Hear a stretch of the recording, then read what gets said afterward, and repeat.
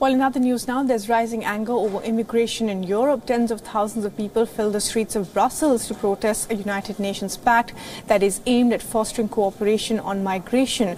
Over 5,000 people gathered for the march in Brussels against the new pact. They surrounded the European Union's headquarters. The protest was organized by some right-wing parties there. And as the clashes intensified, police tried to control the crowd by ushering water cannons and tear gas. Footage from the protest showed some protesters trying to provoke authorities by throwing a steel fence at them as well.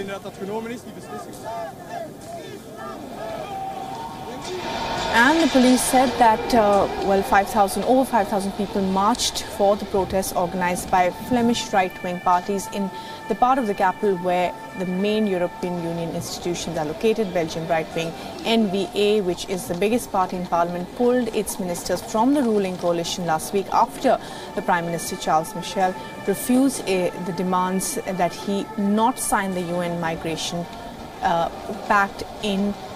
And this is what it's led to massive protests soon after that. We willen onze stem verheffen tegen het Marrakesh-pact. Wij vinden dat dat genomen is, die beslissing om dat te tekenen, op een ondemocratische manier. Men heeft geen meerderheid bij het volk en ook geen meerderheid in de regering. Dus ik denk dat het in de toekomst maar beter is luisteren naar wat het volk nu echt wil.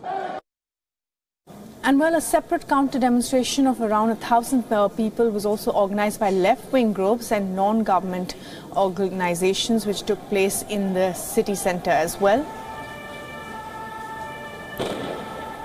So what is the protest all about? Well, in July, the United Nations agreed on the Global Compact for Safe, Orderly and Regular Migration. The pact was signed by 164 countries in Morocco only last week. The US and a number of European states refused to formally adopt the agreement, and right-wing parties across the world are against the UN pact amid fears that it could lead to an increase in immigration. And joining us to talk a little bit more about this is Kevin Ospic, who joins us from Brussels. And Kevin, well, a real pushback there from people in Belgium against immigration. But can it be called a pushback from people, or is it from political parties that are aligned to the right?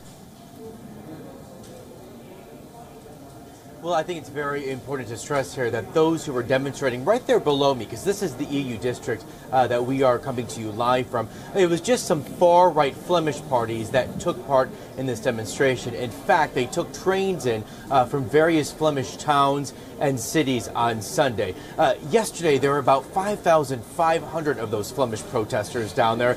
At times, as you saw, it got very violent. We saw some of the protesters grabbing loose cobblestones and lobbing those at police. We also saw some of them trying to bend flagpoles. And even at the height of the violence, they were trying to storm this building right behind me. It's the one with the blue glass there. That is called Parlement. That is the headquarters of the European Commission. So that's why we saw police unleash the tear gas and unleash those water cannons.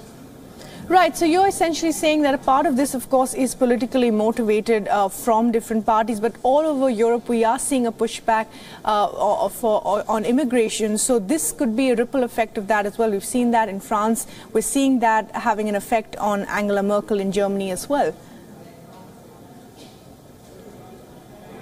Yeah, what's very interesting is it's not so much just a rise to the far right. We're essentially seeing a breakdown of the political center. So while we're seeing some far right parties gaining popularity, we're also seeing very left-leaning parties, like the Green Party, doing quite well as well. So, for example, take Brussels. Just a few months ago, there were local elections here. Well, the big winner in those elections were the Greens, those parties that are left of center. So while at the same time you saw this huge protest going on in Brussels yesterday, there were also people with NGOs and with left parties calling for people to house migrants.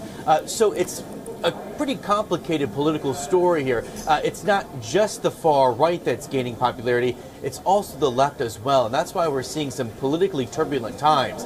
When it comes to the national government here, Prime Minister Charles Michel is in some shaky territory right now. The NVA, a Flemish nationalist party, left his coalition over this UN migration pact. Right now he has just a minority government.